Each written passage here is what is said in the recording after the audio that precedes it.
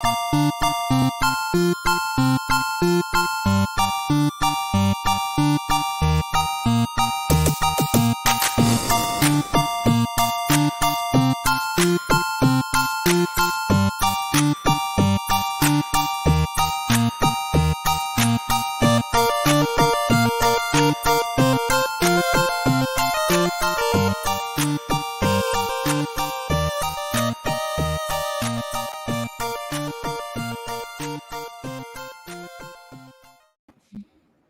really does feel like that show. I think on my chin right now, Brian.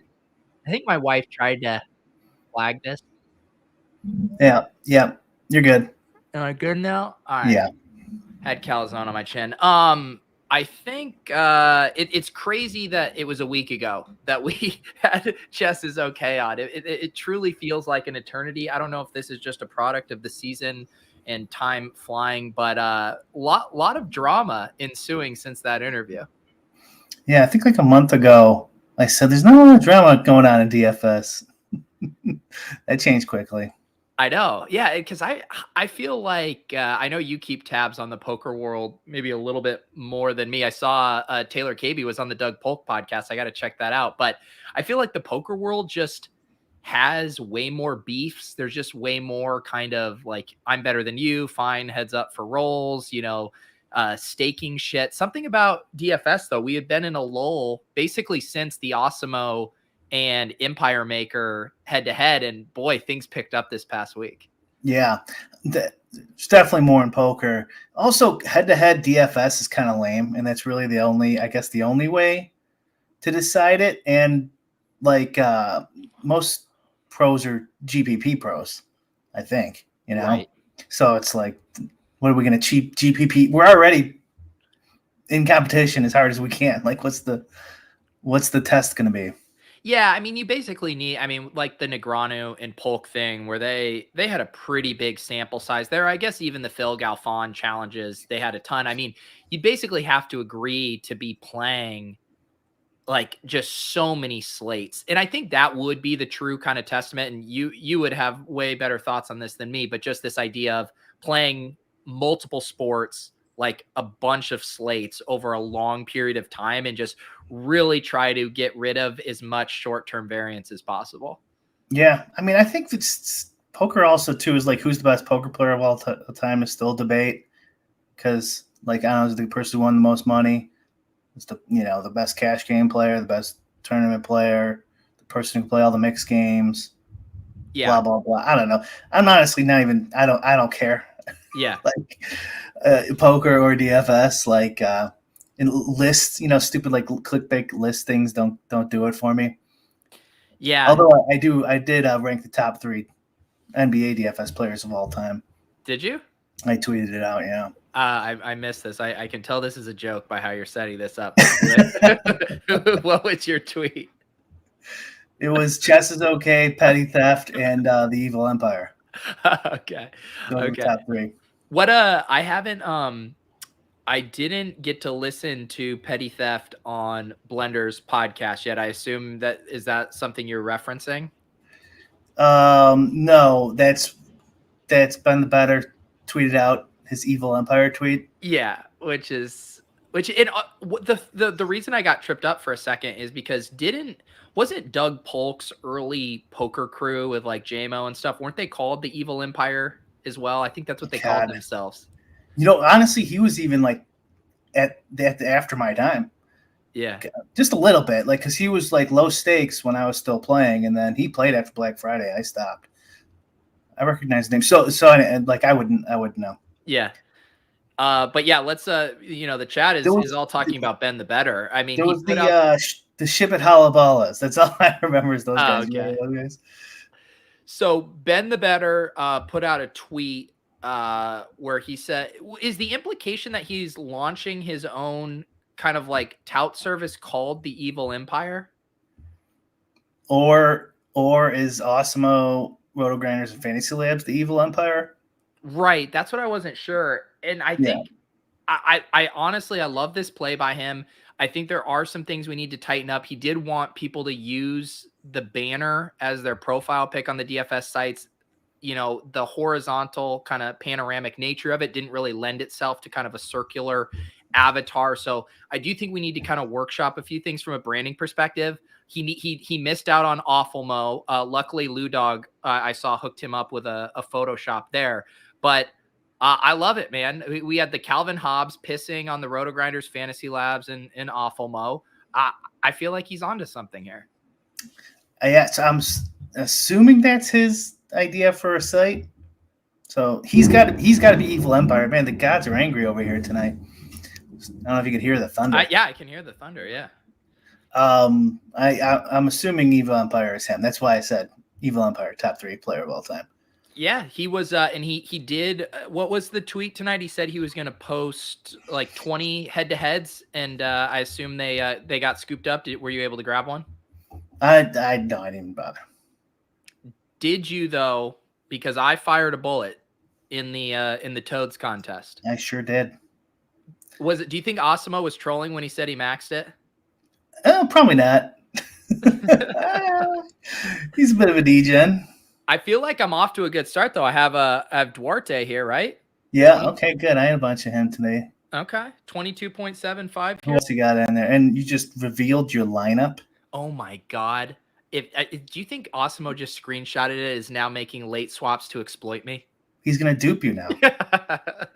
Dude, nothing would make me more. You know what? Actually, the way live final seats work, right? Like if you tie for one of those, don't you normally have like a head-to-head runoff?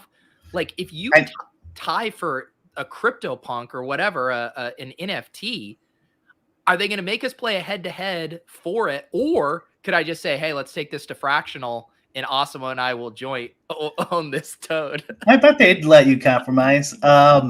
Who knows though? Well, they can't. It doesn't matter.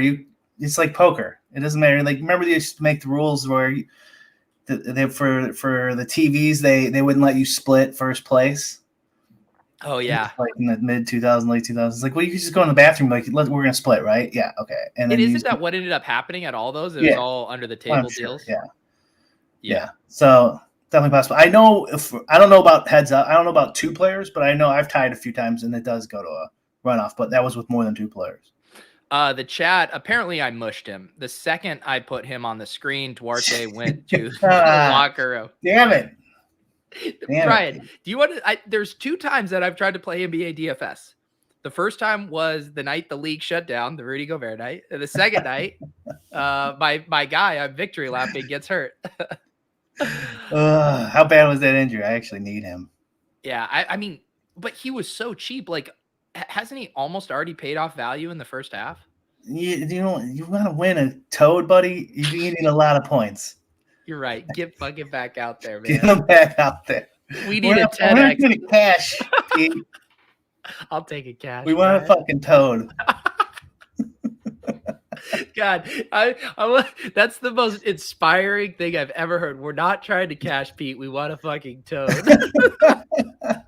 Imagine telling that to yourself a year ago and trying to understand what you were referencing. I'm like, what's the payout structure? Oh, there's just one. Like, okay, I'm almost definitely not playing. Yeah. And what is this Toad? You're like, oh, it's a shitty, pixelated, 8-bit looking motherfucking Toad that's all scrunched up. Yeah, all right. Yeah, no.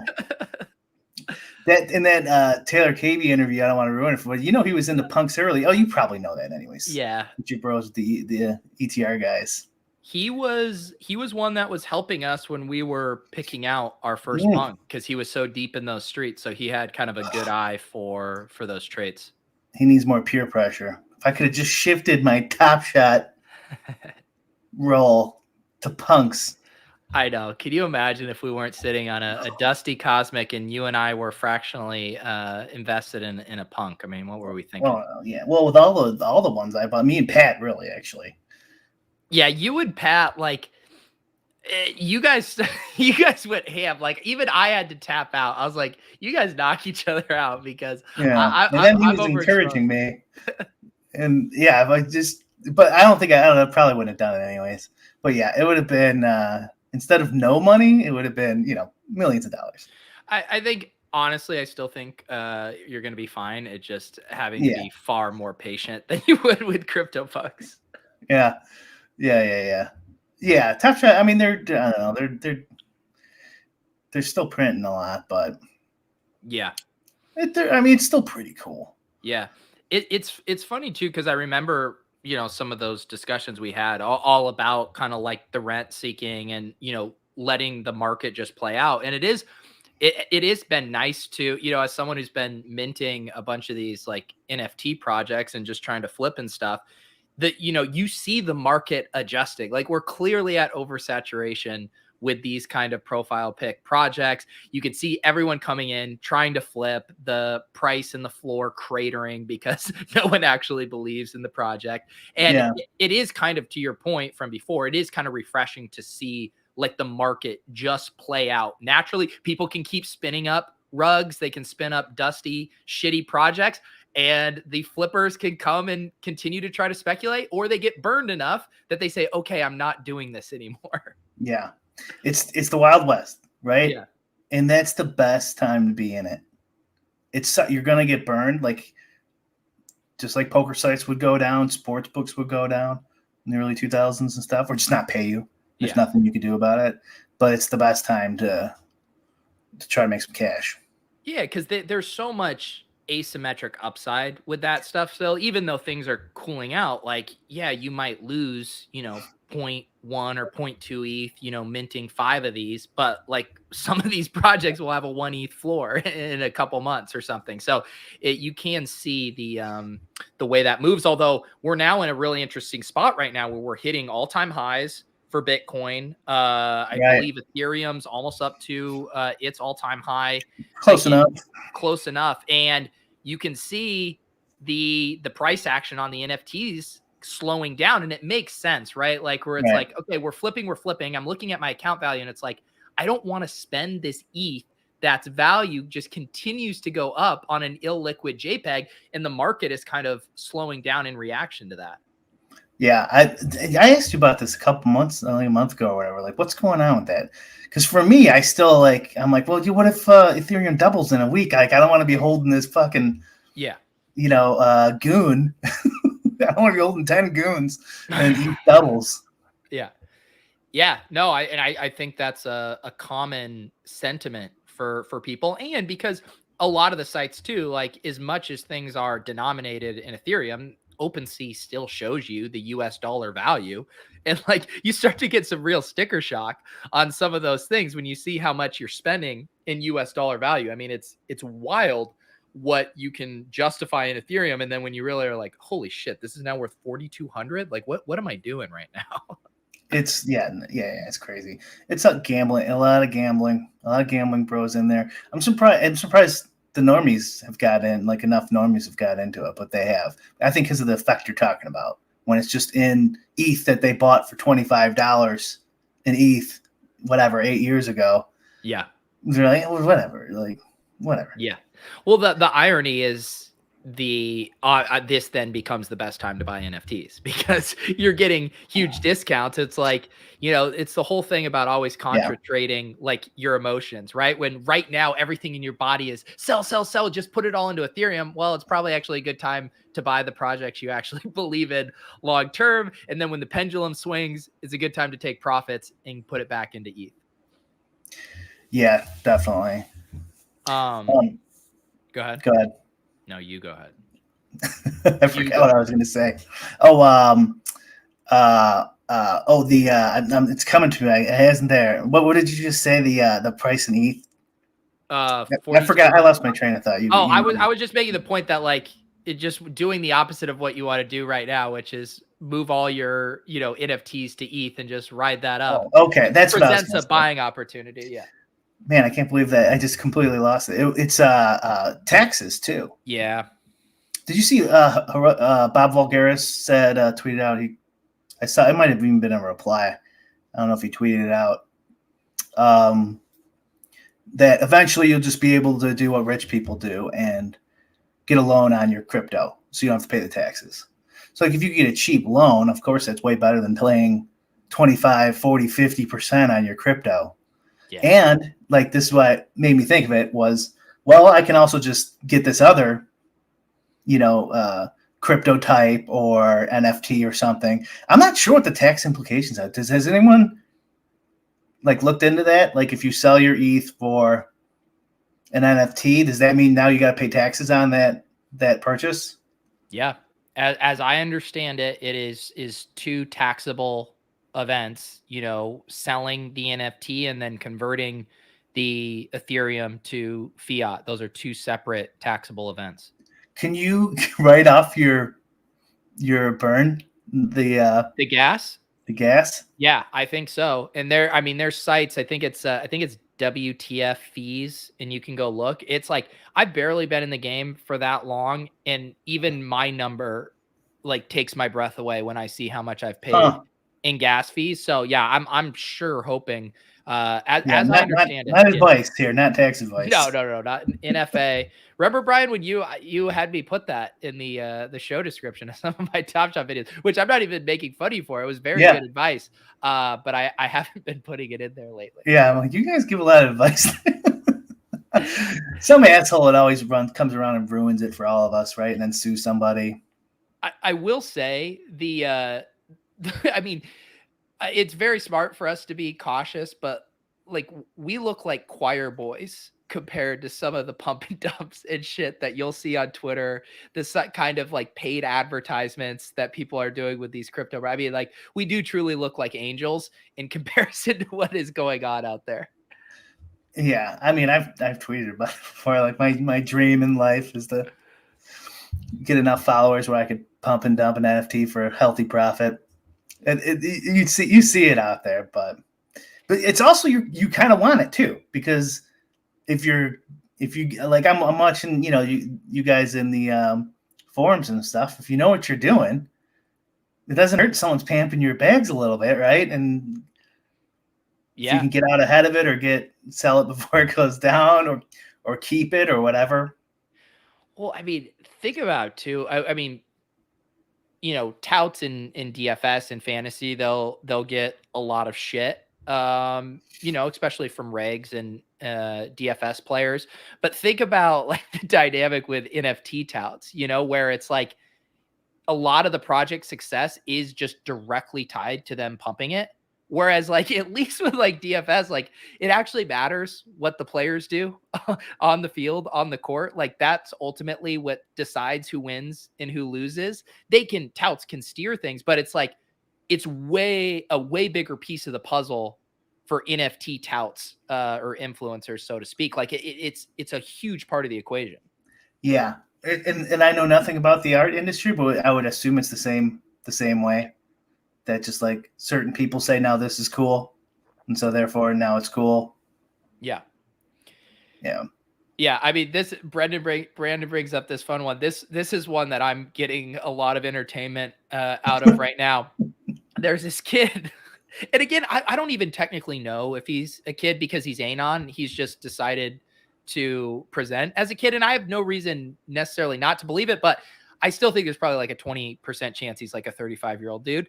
But he's apparently 16 and crushed it in NFTs as a trader and built up a Twitter following. And then he launched his own project, HeadDAO, the other day.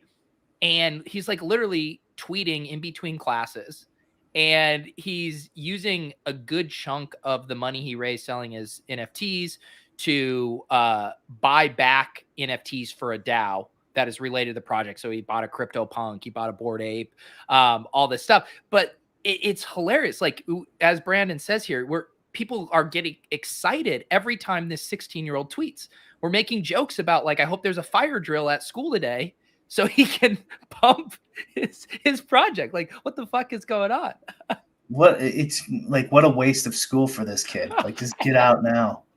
I mean, he's his parents. This kid's literally, dealing with millions of dollars, and yet is going to algebra class. Yeah, and I had a guy I knew in high school.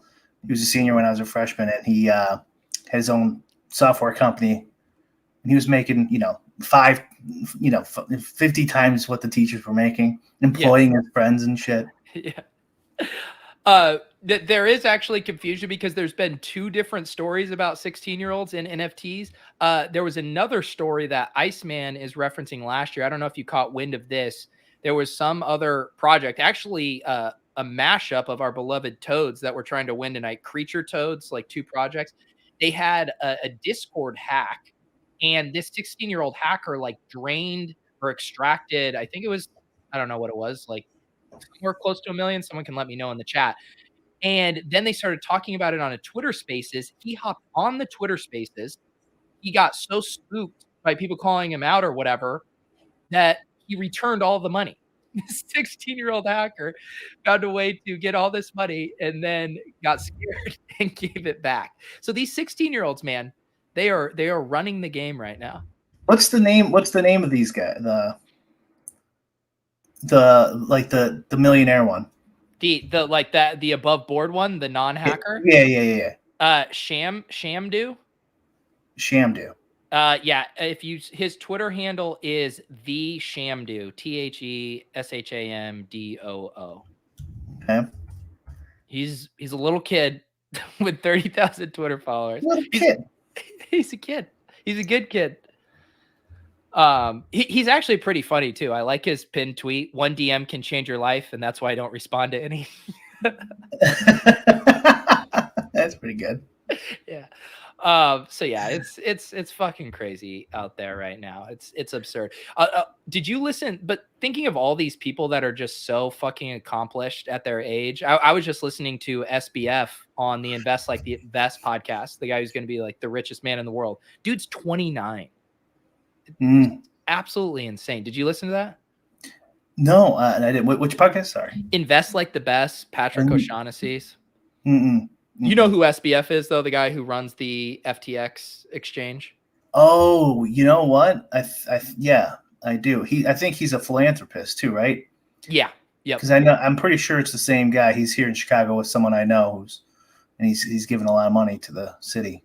Yeah, that he talked about that a decent amount on that podcast too, of just like I think the phrase he used was like effective altruism. Yeah. That's that movement's been around for a while. That guy who started it was on Sam Harris like fucking 10 years ago.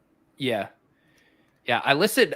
I get Sam Harris's podcast, and was it? Or am I mixing up 2 guys? He had one about contemplating death. The other day it was like a 14-minute podcast. I listened to it just randomly in between like fantasy and NFT podcasts. I was like, holy shit, man, this one's hitting me hard. It sounds like it. Yeah. And then if you don't pay for it, then it's short. So that would make sense that it's 14 minutes.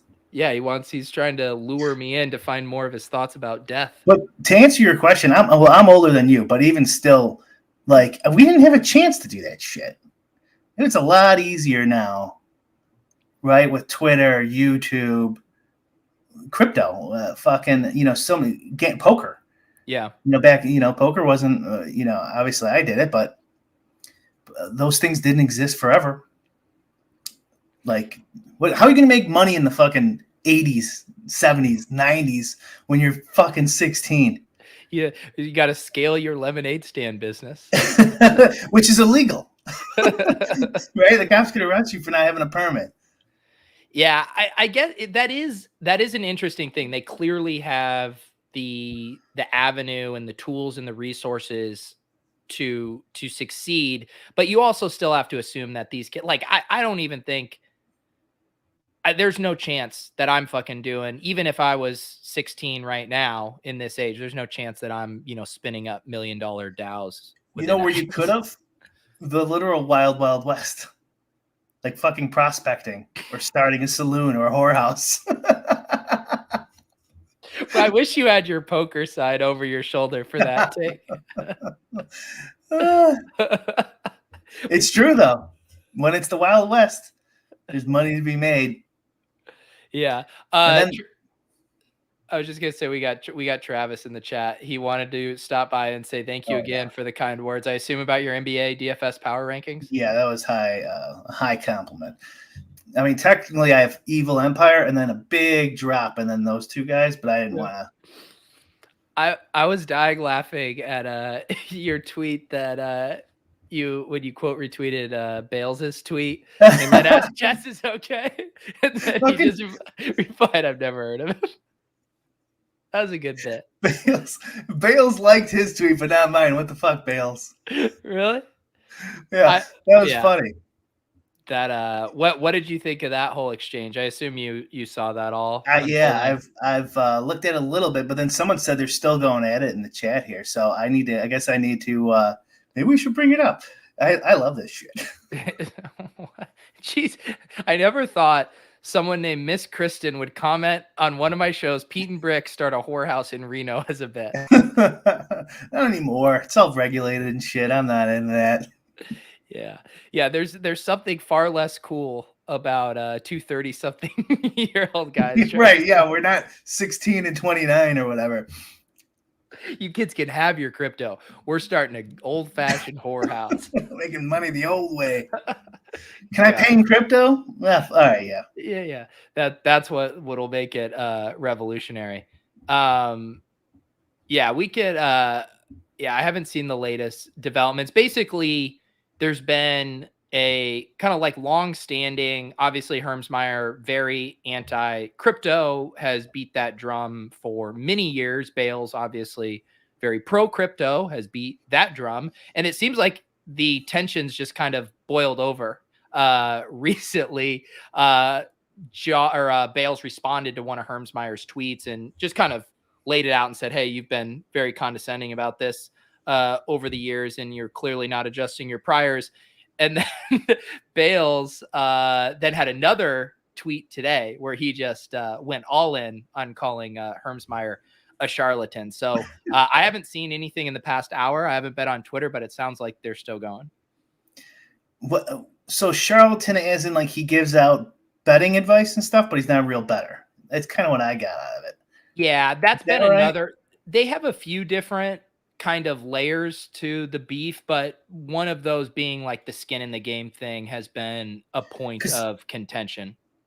Because he's 538, right? Yeah. And they have all these models and stuff. Yeah. But they're not great, right?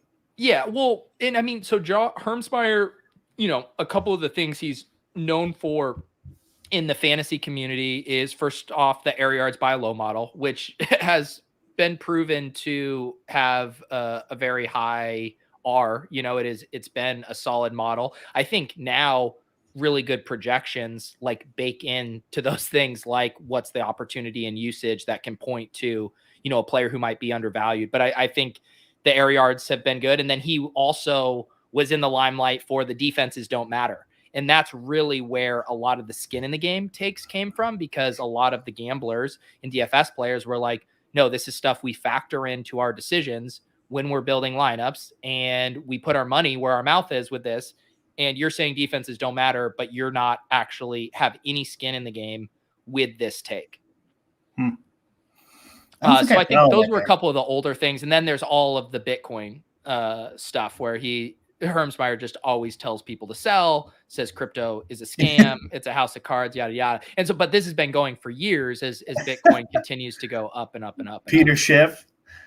Right. He's the Peter Schiff of the sports fantasy gambling world. Yeah. The best thing, my favorite subplot about, I don't follow the Peter Schiff stuff super closely, but I love that his son is now like a huge Bitcoin bro and like goes to the conferences and like everyone like takes pictures with Peter Schiff's son. Spencer, I follow. Spencer. Dude, you just follow Spencer. It's great. Yeah, it's a good bet. That's yeah, Peter Schiff, he knows he's good at the content game too. Yeah. I think at this point he probably has 10 million in Bitcoin. He's just trolling. He's just trolling. That's the thing too. I think people probably don't realize about Hermsmeyer enough is he's trolling. He's a big time troll. You can even go read some of the exchanges that Hermsmeyer had with Davis today on Twitter. Hermsmeyer knows he's riling people up. When he gets that notification that Bales put him on blast, he's sitting there rubbing his hands together. He loves it. So I don't think I follow him. Really? All I can remember is he's a gigantic lib, I think. right?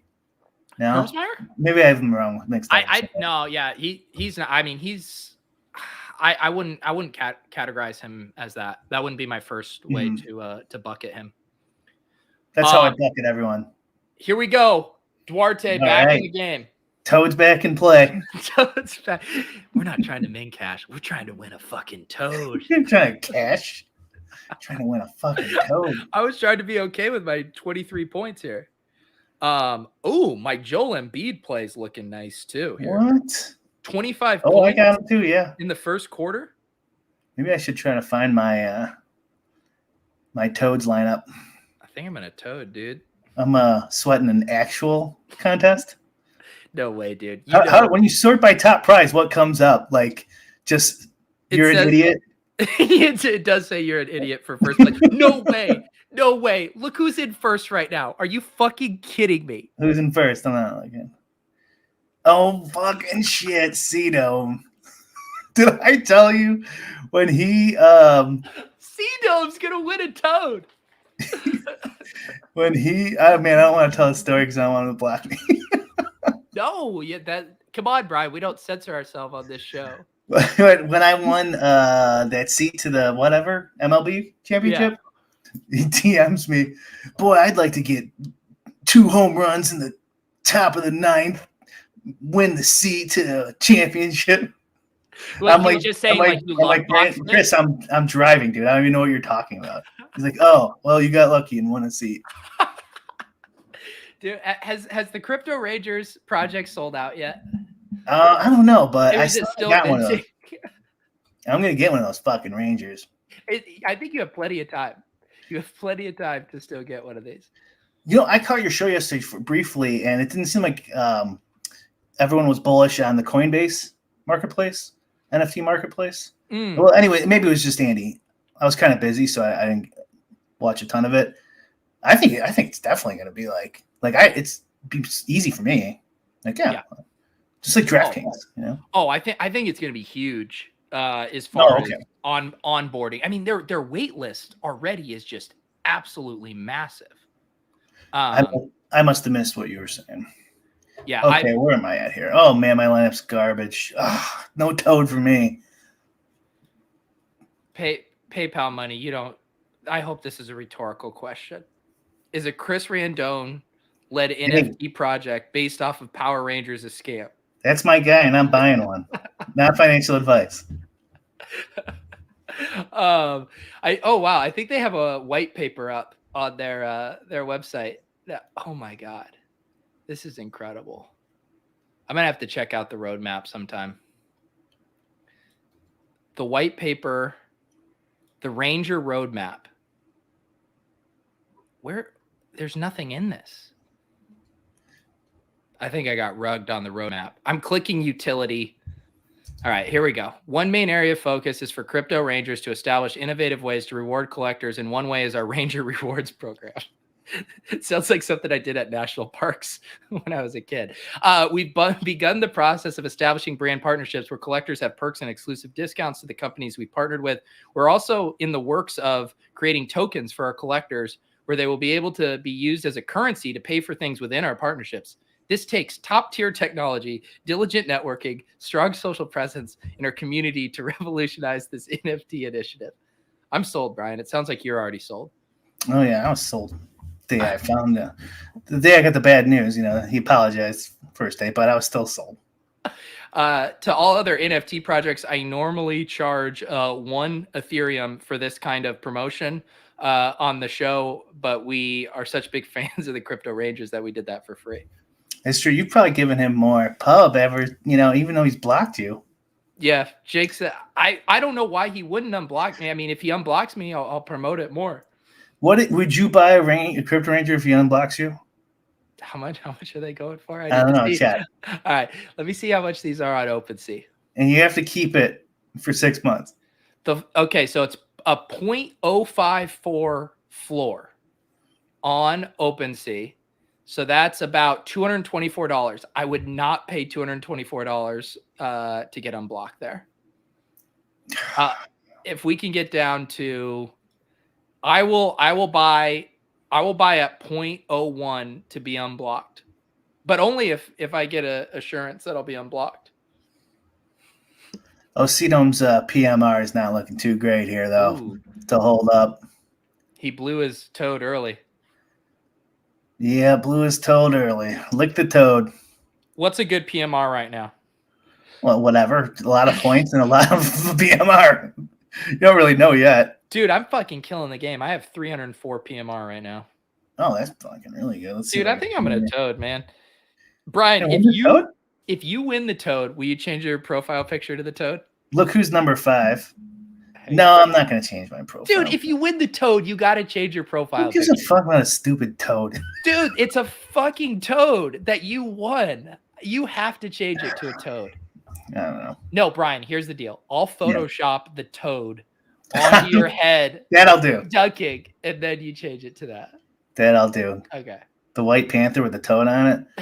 Look at some of the names in this. Number 5 is Chipotle Addict. Chipotle Addict. Number 7, Whistles. The Whistles Go. We got 9th. We got DeColts. Yeah, our buddy Steve's 9th.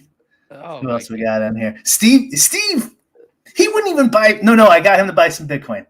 Why is Steve in this contest? That makes no sense. He was crypto skeptical last year, and I got him to buy some. By the way, Steve, how much money did I make you? Huh? And then you got McLovin in here. That fucking snake. The snake is trying to win a toad.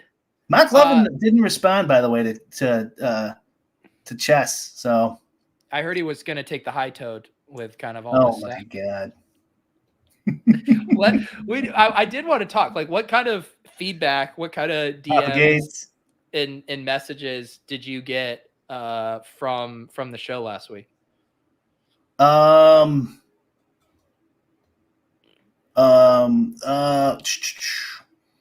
lot of people were skeptical of the man. Yeah. I mean, I've seen him at the top a bunch of times. He's definitely won like $3 million at least. I know that he won a Millie Maker, and then he won the NBA championship one year, NFL championship. I don't remember which one it was. And I figure if he was donking that off, people would have known. If you donk off 5 million or something. So I don't know. To me, it doesn't make a ton of sense. And I think the teaching thing, like maybe he's just touting his site that his VC invested in. I don't know. Yeah. That, I mean, there was a ton of chatter in the Deposit Kingdom Discord and the LOLz channel, like a lot of it kind of centering around this idea of, if you're such hot shit and so successful, why aren't you still playing? Why are you coaching? I mean, a lot of times people view touting as a way of like, oh, you're not good enough to make enough of a living playing, and so you supplement your income, with this. So that was kind of the crux of the issue. I thought his answer to like why he isn't of this idea of having by his process, his admission was he was spending 80 hours a week doing this. He has relatively capped upside. He admitted that the games were getting tougher. Like that stuff checked out. But it did seem like there was also still a lot of, like you said, skepticism about like his success and if he was dusted or not. Yeah, definitely bad blood between him and Ricky D. Yes. What else did we find out? I didn't get to listen to him on Blender. Did you? I listened to it. That was pretty interesting. What were the kind of the cliff notes from that? Blender was trying to blender, right? So he was talking his strategy, and Chess was disagreeing with almost everything he was saying. And then he said he had some good lines in there. He's like, "You wouldn't be a good student." Blender had he had this I don't know. I think he wanted his approval, but he also wanted to think he was right. So one of their big arguments, they wasted way too much time on it, in my opinion, was so Blender doesn't want to go up in stakes. And then Petty Theft ripped on him on this too. They did a pod. He doesn't want to go up in stakes because he doesn't want to swing so much. He hates swinging. And so they go, well, it's costing you EV. And so the main argument was if you could enter the slant or the milli maker, chess says you should enter the slant. I'm sorry, excuse me, the milli maker, and blender enters the slant. And chess said, I think, that you'll swing less and make more. So I think that's wrong. How could you swing less? Because the slant in the milli. Because there's a lot better players in the slant. Okay. So your edge is a lot higher. I mean, I'm assuming this is what is. I mean, the ownership has to be way more efficient in the slant. Yeah. Slant's harder for sure.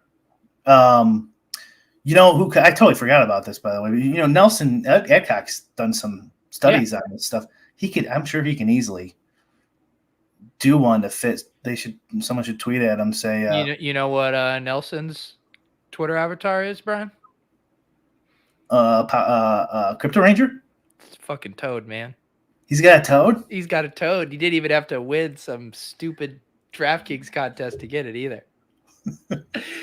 Speaking of DraftKings contests, not stupid DraftKings contest, I do have the week 7 rake free Deposit Kingdom contest on DraftKings, $10. I have it in the Discord right now. Links down below. I'll get it in the show notes after if I remember, but the best place to get it right now is in the Discord. Rake free, $10. It will fill by Friday night or Saturday morning. So if you're trying to hop in a good contest, this is one for you. Although I will say the ownership is incredibly sharp in that DK contest, but it's rake free, so it's probably a wash. Are you going to invite Frisco Josh? Oh, I have done. So I did a head-to-head against Frisco Josh. What was it? 2 years ago? It was the season before COVID, but he doesn't have a DraftKings account. So he put his team on a mutual friend, Josh ADHD's DraftKings account. So I have played Frisco Josh, in a head-to-head GPP that I challenged him to, and I did win barely. Mm-hmm. But yeah, he doesn't have his own DraftKings account. So you platformed a known charlatan? Platformed? Dude, I mean, Brian, you know me, I'm a plus EV grinder. I hear someone, wants to, who doesn't play DFS wants to play against me. I got to take that action. That was actually back when I was a really bad DFS player too. So I got lucky to squeak that one out. But yeah, there was lots of feedback. It seemed like in general, people enjoyed the drama and kind of putting people on blast. There were other people who thought he didn't come across well in that and looked very petty. Not Travis Petty, but petty in his actions on there. But what was your final takeaway now that you've had a week to digest it? I don't know. I thought he was fine. Yeah, I mean, I thought he was fine. The blender interview, I could see where people, but he's like, no, you're wrong. And then what do you want him to do? I know people were commenting in the chat about his smirking or whatever. It's like, he's like, yeah, but if you tell someone, this is how it is, and then 10 times over, and then they go, no, and you're like, all right, you smirk and look to the side, I guess. I don't know. I know, and I think sometimes too, we like, it's like you can't win, right? Like Whistles comes on the show, and we thought he was being too withholding and too cagey. No. Yes. Okay, so here's a good example. Yeah, that's perfect example. So Chess was at least answering questions. That's the point I was just about to make. Yeah, but you said he was coming off as not answering questions. Whistles go woo. That's not how he came off to me. He came off to me like it was like an ESPN interview, and he just got it was halftime. Just gonna play the game. All right, I'll see you later. What I mean. They're not actually giving anything substantial. Yeah, he didn't give anything substantial, but he also thought we were doing a DraftKings fucking interview or something. And it's like, talk to me like a human being. I don't know. That's how I got out of it. So there is too a different dynamic. Like we mentioned it, of all our guests that we've had on the show. I mean, Whistles was the only one that we actively pursued. Someone found his email. We asked him multiple times. He came on here basically as a favor for us requesting. Other guests that we've had on the show, like Chess, like Ricky D, Big T, people reach out to us and want to come on here and talk. So there is like a difference. You know, it would make more sense that Chess is willing to be forthcoming versus it wasn't like Whistles like, get me on your show to like spout off all this stuff. That's fair enough. That's fair enough. I take back slightly what I said. He's like that in every fucking interview, though. So, what did Chess say? He was like, I didn't know if he was drunk or someone else was playing his account.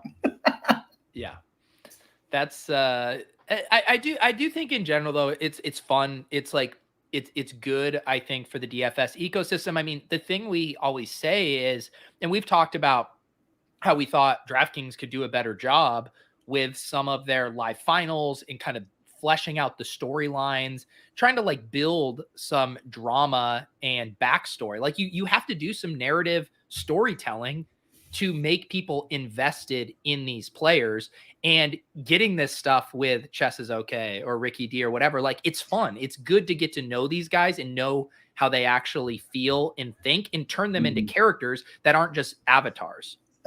Totally agree. Like when we talk about how we would like to see things done, you know, like, or if we were doing it, that's definitely true. Like, we've done more to like give actual character to player names than DraftKings or FanDuel's done in 5 years.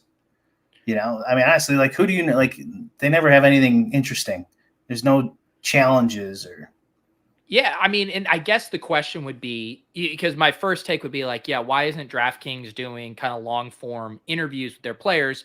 On the flip side, would we even watch those, or would they be kind of stale softball type questions, right? Like you're not going to ask Chess is okay on a DraftKings stream what he thinks about all the players and have him go bang bang down the line. Like they're not going to do that kind of interview. And yet, like poker, people still talk about Mike Matusow, Phil Hellmuth, right? Daniel Negreanu. Brunson doesn't play anymore, but if he did, people are like, holy shit, he's playing, 20, 30 years later. Right. Or no one gives a fuck about Kandia. And think about that, like the way ESPN would do the World Series of Poker or those contests, and you'd have the featured table. And I would get excited when I knew Phil Hellmuth or Negreanu were at one of those tables. And not even because I cared about their play, but because they had built them out as characters. I know they were chatterboxes. I knew Hellmuth was a hothead. I knew Negreanu tried to do these soul reads. And that was fun to me. It's like now, imagine a live final with a bunch of avatar names that I don't know. And then you tell me Chess is okay. Is that the live final table? Like, I want to watch that. Like, I know this guy is going to say some crazy shit. He's going to be smirking. People are going to think he's now we have drama. Now I want to watch that. Yes. Yeah. Like if we live stream from our phones at one of those events, we can make it fun. Like we could go and like, okay, he's over there. He's right over there. Why don't you go say something? Yeah. So I don't know. We'll continue to put that open invite if you are a big DFS reg and you want to come on here and share your story. You can tell even like Travis, who I know went on Blender's Pod recently, like these guys have lots of takes. They have lots of thoughts on this stuff. The question is, do they want to come on and go bang bang and say everything they think, or do they want to stay kind of in the shadows a bit? Yeah, and both are reasonable. Yeah, choices. I'm having Osimo on my GPP show on Friday, so we'll see if I can get some Osimo takes on the DFS gossip these days. Oh, I'm sure he'll say something. Me and him were going to do a show. I ever tell you that? No. We were going to do a show, and it just didn't work out. Like it would have been, I don't think everyone at his company wanted to do it or something like that, but it was going to be more like bullshitting about DFS and stuff like that. Yeah. Probably on his network. I don't remember. But yeah, we never did. It could have been interesting. I bet you'll get like 4,000 views probably for your Friday show. You get a decent amount for that. Yeah. No, people, I'm excited to have Osimo on. Yeah, I mean, the feedback on your show last week was very well received. The only thing that's a bummer is we didn't get to do the magic trick with the Sims because so much changed. Yeah. By the time you ran them versus later. But no, Friday morning's pretty tough. It is tough, and it's like, I know Osmo does on the contrary. I believe, are they doing that on Saturdays now? Saturday, yeah. Yeah, Saturday. I Oh mean, shit. Oh yeah, I'm next Saturday. I'm back on there.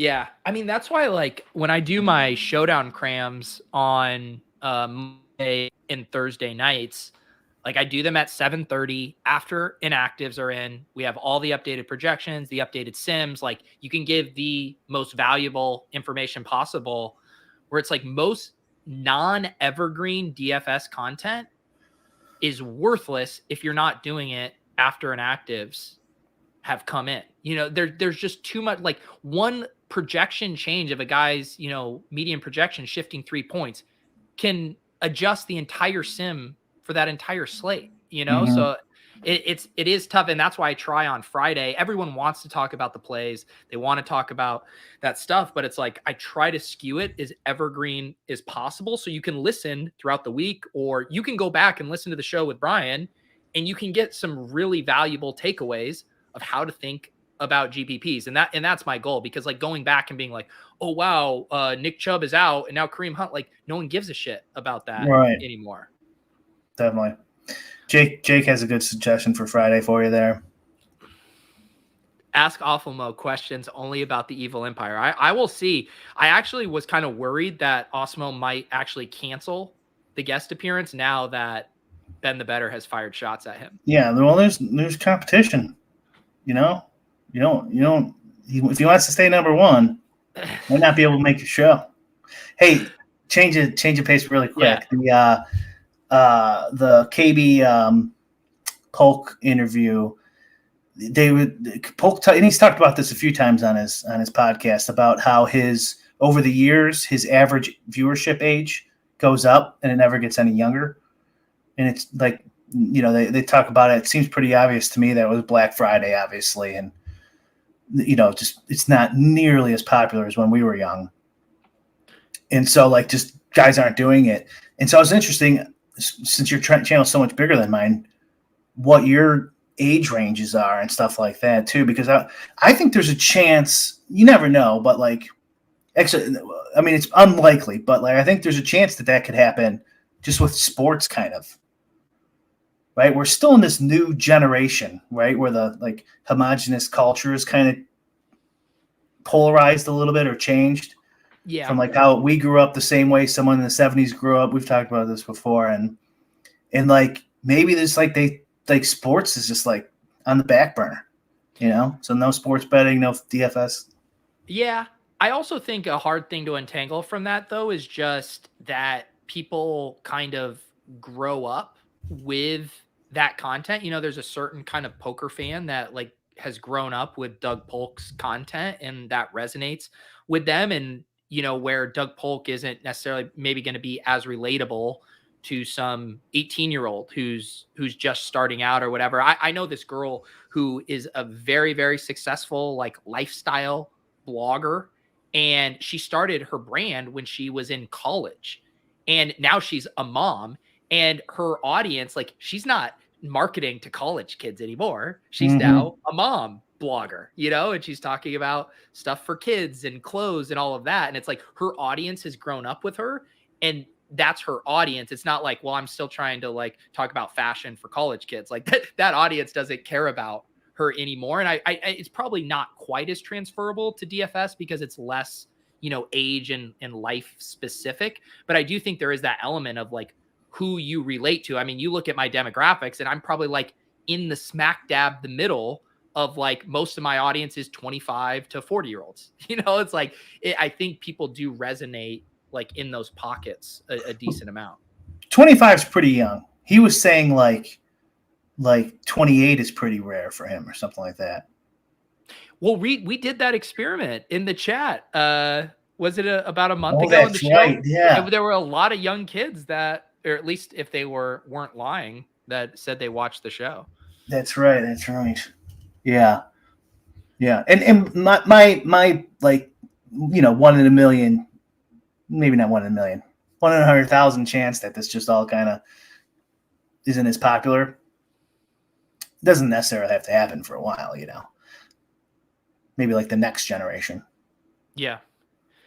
Paul's asking, this question, and I've seen this floated a lot, just kind of with, everyone. I feel like we've been saying sports betting is coming for like 3 years. That's been a talking point. Yeah. But he asked, how much longer do you think DFS will be around once the majority of states allow sports betting? And I'm sure this is something you have contemplated a lot. What's your current take on it? So it's pretty much the same I've always had. I'm fine with sports betting. I don't think it's going to hurt DFS that much. I know most people, I think, disagree with that. I just think it's a different form of entertainment, although similar. Like maybe they'll, okay, so they'll burn up some money in the sports book, like players you could likely beat. But there's going to be sports bettors who are going to burn money in DFS too. But they're just two different forms of entertainment. I think there's enough money to go around. Yeah, I'm not worried about it at all. And I'm not really worried about that DK is only focusing on sports betting, this kind of trope where they're just going to focus on sports betting and phase out DFS, or they don't care about us or something like that. It's like, why would Walmart, phase out a section of their store? Like, even if we just broke even and Betsperts or something, they'd still keep it around. But I bet it makes money. They don't have to focus on it anymore because they're regulated. Once they're moded off by the state, helps them mode off competition, they don't have to concentrate. They don't have to give us bonuses. So like when the guys are on Twitter saying, hey, the DK customer support's bad now, it's like, yeah, shut the fuck up. Don't bring attention to yourself. Like, they don't care anymore. Like, the state has put them number one with very little competition and very little competition in the future. They don't need to buy your love anymore. Right. Yeah. And then I think the question is, can you survive?